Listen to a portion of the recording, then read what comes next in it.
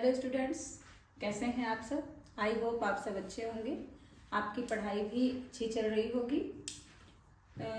आज की जो क्लास है वो पोषण या भोजन से संबंधित है और यह लेसन बहुत ही क्या कहा जाए इम्पोर्टेंट लेसन है, जो हर परीक्षा में लगभग इससे क्वेश्चन पूछे ही जाते हैं। अब जैसे आपके इस समय परीक्षाएं शुरू होने जा रही हैं, उसमें बेसिकली हर चैप्टर से कुछ ना कुछ क्वेश्चन रहता है, लेकिन ये आहार एवं पोषण है, इससे बहुत से क्वेश्चन ऐसे हैं कि जो हाई स्कूल लेवल से शुरू होकर आपके टीजीटी पीजीटी यहाँ तक कि नेट एग्जाम में भी इससे संबंधित क्वेश्चन बहुत सी संख्या में पूछे जाते हैं। तो पहले कोई भी चैप्टर पढ़ने के पहले या उसके बारे में ऑब्जेक्टिव या उसके बारे में छोटे छोटे से क्वेश्चन सॉल्व करने के पहले जरूरी होता है कि उस लेसन की पृष्ठभूमि को समझ लिया जाए, मतलब थ्योरी को समझा जाए या थ्योरी को पढ़ना चाहिए।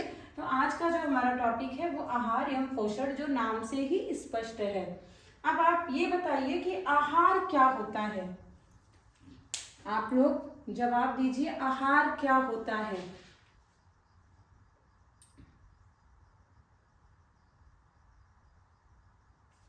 आहार मतलब भोजन, जो हम दैनिक रूप में रोज भोजन को ग्रहण करते हैं, भूख शांत करने का एक माध्यम।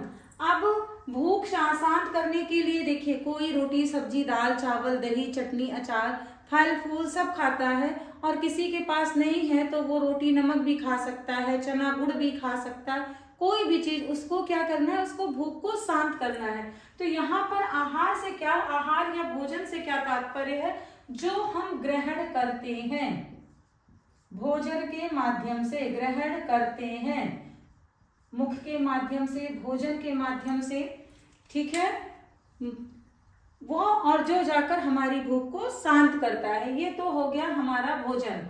अब पोषण कि यह भोजन हमारे शरीर में जाकर किस तरह से कार्य करता है, किस तरह से हमें ऊर्जा देता है, उसके बारे में जो बताता है वो होता है हमारा पोषण या पोषण विज्ञान।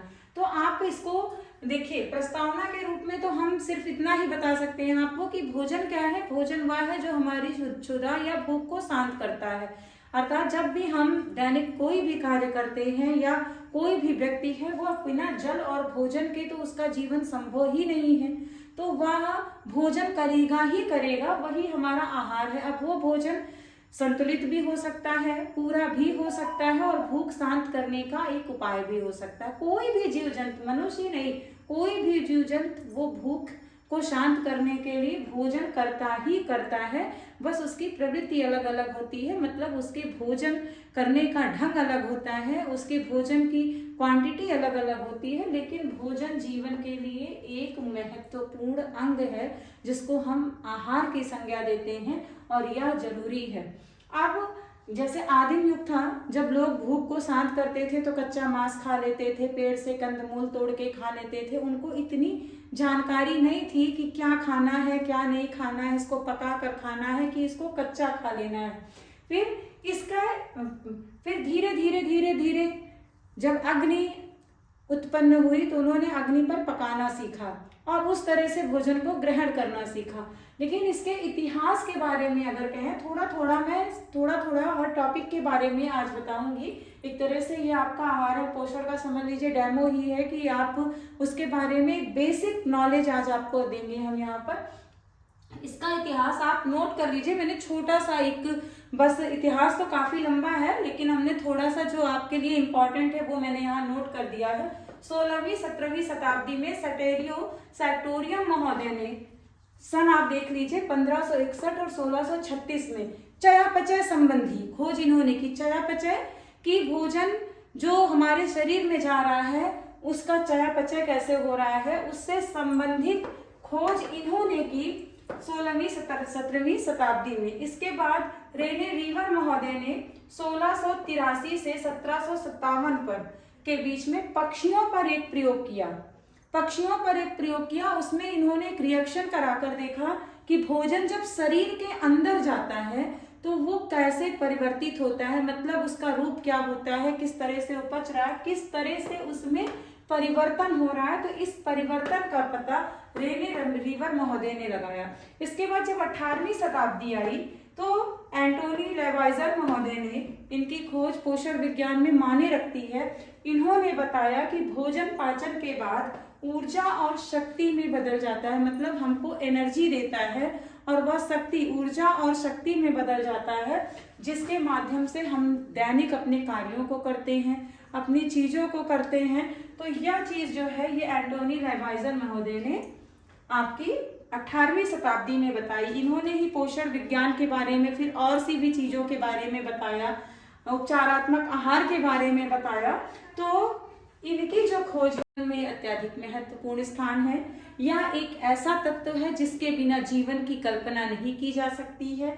यह भूख शांत करने के साथ साथ हमारे शरीर में एक तरह से ईंधन का काम भी करता है, हमको एनर्जी देता है, ऊर्जा प्रदान करता है, जिससे हम अपने सभी दैनिक कार्यों को नियमित ढंग से कर सकते हैं। और इसका अगर शरीर में अभाव हो तो हम अनेक तरह से बीमारियों से भी ग्रसित हो सकते हैं, थके थके लगेंगे, हमको कमजोरी आएगी।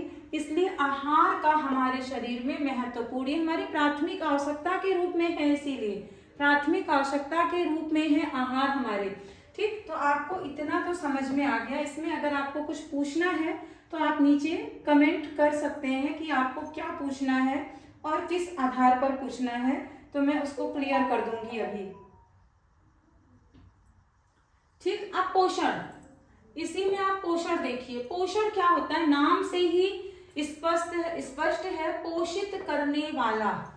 पोषित करने वाला आहार जब हम ग्रहण करते हैं तो वह हमारे शरीर में जाकर परिवर्तित होता है, हमारे शरीर में जाकर पाचन क्रिया होती है और उसके बाद वह हमें ऊर्जा के रूप में प्राप्त होता है, हमारे शरीर में शक्ति का निर्माण करता है, जो तंतुओं में टूट फूट हो रही है उसकी मरम्मत, सब ये भोजन के माध्यम से ही संभव है। तो पोषण क्या है कि जो हमारे शरीर में संतुलित आहार के माध्यम से जो हम पोषित होते हैं वह पोषण है, और यह पोषण हमें पोषक तत्वों के माध्यम से प्राप्त होता है।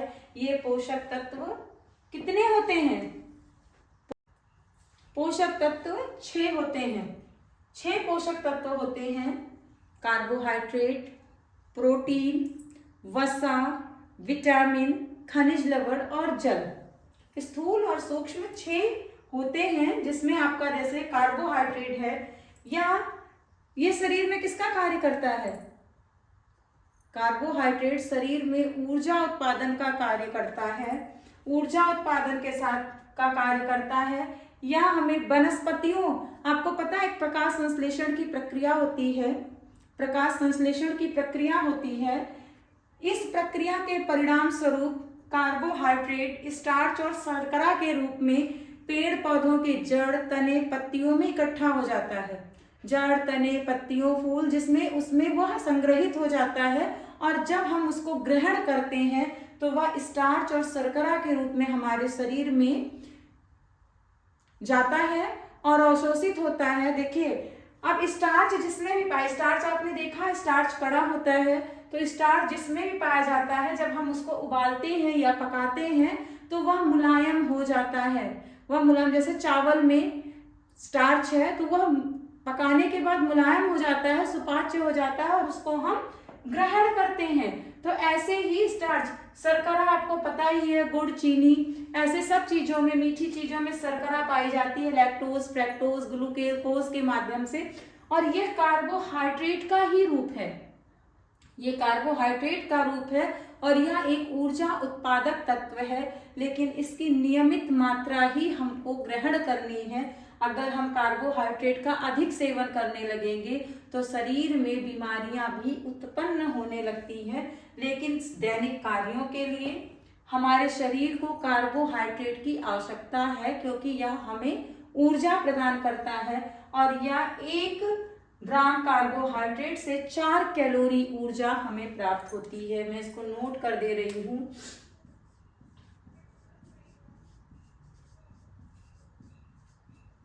4 कैलोरी ऊर्जा प्राप्त होती है। अब आपको ये समझ में आ गया कि कार्बोहाइड्रेट क्या है। सभी प्रकार के अनाजों में कार्बोहाइड्रेट पाया जाता है, फलों में है, किशमिश में है, अंगूर में है, जैसे मीठी जितनी भी चीजें हैं इन सब में आपको कार्बोहाइड्रेट की मात्रा देखने को मिलेगी ही मिलेगी। तो अनाजों में है, मेवों में है, जिस संग्रहित होने वाले चीज जितने भी हैं, फलों में है, उसमें आपको कार्बोहाइड्रेट की मात्रा देखने को मिलेगी। अब दूसरा आपका तत्व आ गया प्रोटीन। ये ग्रीक भाषा के प्रोटियस शब्द से बना हुआ है, जिसका अर्थ है प्रथम स्थान रखने वाला।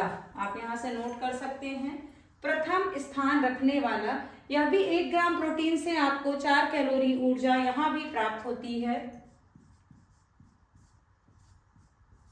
4 कैलोरी ऊर्जा यहां भी प्राप्त होती है।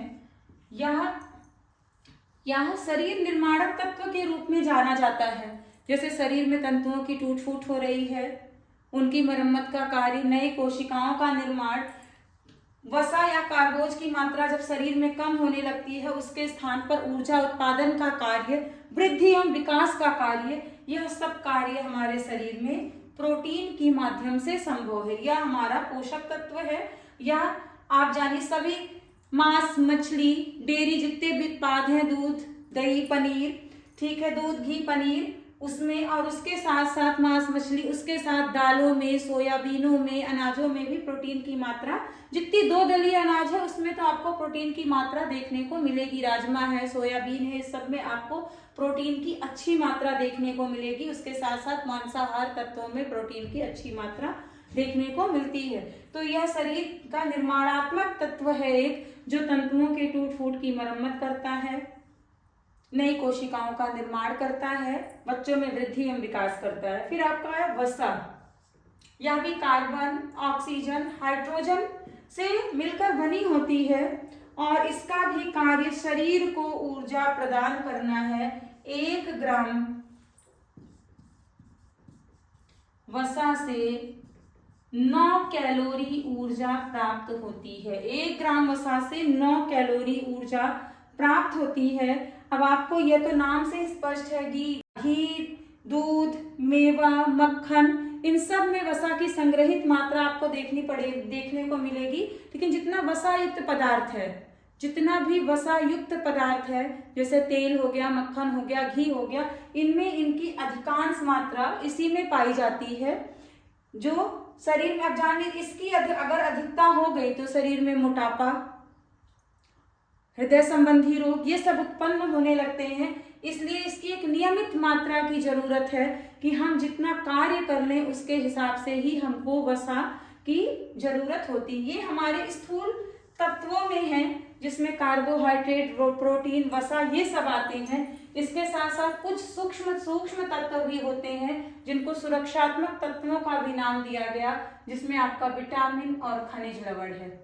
विटामिन को जीवन सत्व भी कहा जाता है। 2 प्रकार के होते हैं विटामिन, जल में घुलनशील और वसा में घुलनशील।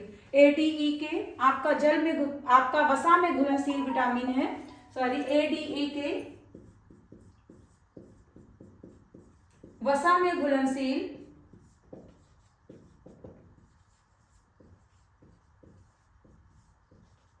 और विटामिन बी और सी जल में घुलनशील विटामिन है।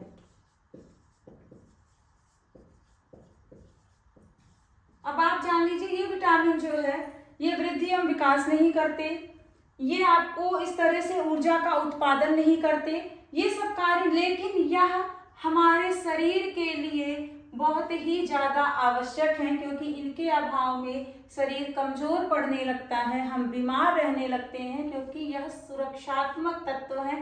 अनेक प्रकार की, आगे जब विटामिन का हम डिटेल में अध्ययन करेंगे तो बताएंगे, अनेक प्रकार की बीमारियों से ग्रसित होने लगते हैं।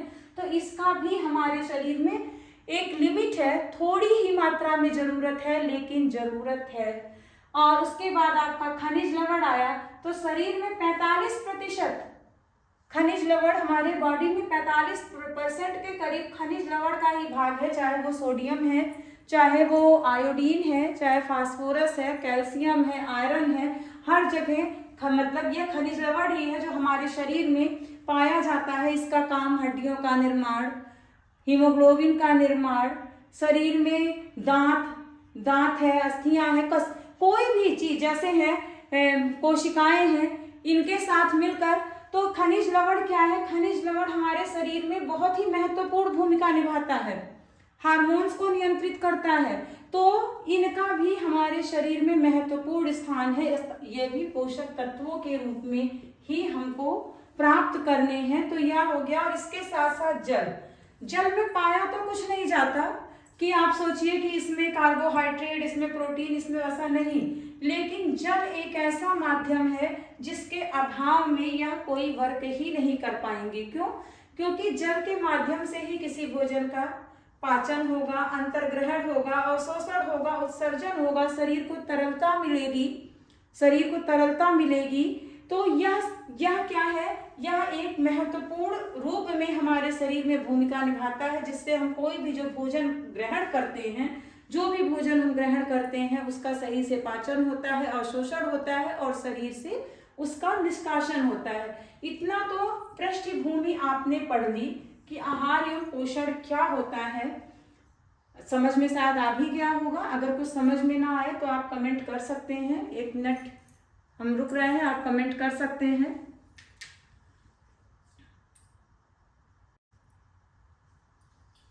ठीक है। अब मैंने बताया, इसकी कमी से कोई भी चीज है, अब इसकी कमी अगर शरीर में होने लगेगी तो व्यक्ति थका दिखाई देगा, हमेशा बीमार रहेगा, शरीर में कमजोरी रहेगी, खून की कमी हो जाएगी, अनेक पोषक मतलब जितने भी पोषक तत्व इनकी कमी होने लगेगी और व्यक्ति बार बार बीमार होगा। इसलिए हमको संतुलित आहार या उत्तम पोषण की आवश्यकता होती है, जो हमें भोजन के माध्यम से ही प्राप्त होता है। और इसके लिए जरूरी है कि हम भोजन में दाल, चावल, सब्जी, रोटी, दही, दूध, घी के अलावा फल को भी सम्मिलित करें, कच्ची सलादों को सम्मिलित करें, ऐसे भोजन को सम्मिलित, अंकुरित अनाजों को सम्मिलित करें, जिससे हमारे शरीर को जो दैनिक रूप में आवश्यकता है भोजन की या कैलोरी की, वह हमें प्राप्त होती रहे। और पर्याप्त मात्रा में ही जल का ग्रहण करें। जल को कोई भी जो लिक्विड चीज, पानी युक्त चीज है, हम उसका अगर सेवन करते हैं तो उसके माध्यम से हमारे शरीर में जल प्रवेश करता है। तो यह भी जरूरी है। ठीक है। अब भोजन के कार्य, यह भोजन हमारे शरीर में कैसा कार्य करता है, मिटा नहीं रहे। अगर किसी को नोट करना हो तो नोट कर सकता है, मैं ऊपर ही लिख दे रही हूं भोजन के कार्य। क्यों जरूरी है भोजन हमारे लिए?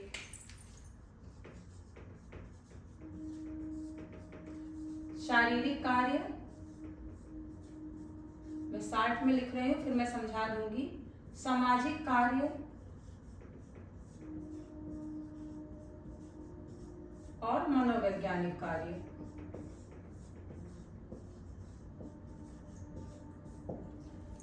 ठीक है। अब शारीरिक कार्य के अंतर्गत आपका हो गया तंतुओं के टूट फूट की मरम्मत करना, शरीर की वृद्धि एवं विकास करना, ऊर्जा का उत्पादन करना, नई कोशिकाओं का निर्माण करना। ऐसे जितने भी कार्य हैं यह भोजन के माध्यम से होते हैं, इसको हम शारीरिक कार्य के अंतर्गत रखते हैं। ठीक है। सामाजिक कार्य में आप देखते हैं कोई भी कार्य ऐसा नहीं है समाज का जो भोजन के अभाव में हो। मतलब जहां हम किसी के घर जाते हैं, कोई रीति है, रिवाज है, विवाह है, आयोजन है, कहीं भी, तो वहां पर भोजन एक महत्वपूर्ण भूमिका निभाता है।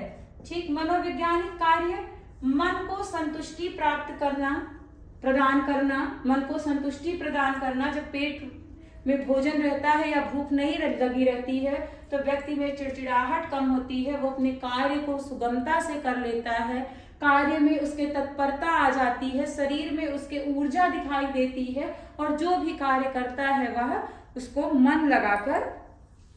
अब ये आपका हो गया भोजन। अब इससे संबंधित अगर आपके कोई भी क्वेश्चन है तो आप पूछ सकते हैं।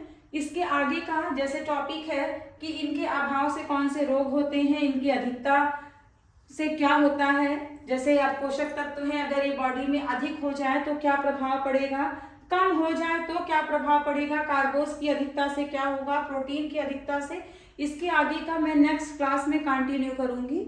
आई होप आपको क्लास में समझ आया होगा। अगर कुछ समझ में नहीं आया तो आप नीचे कमेंट कर सकते हैं, और कोई क्वेश्चन करने के लिए आप सब्सक्राइब करिए, लाइक करिए। Thank you so much.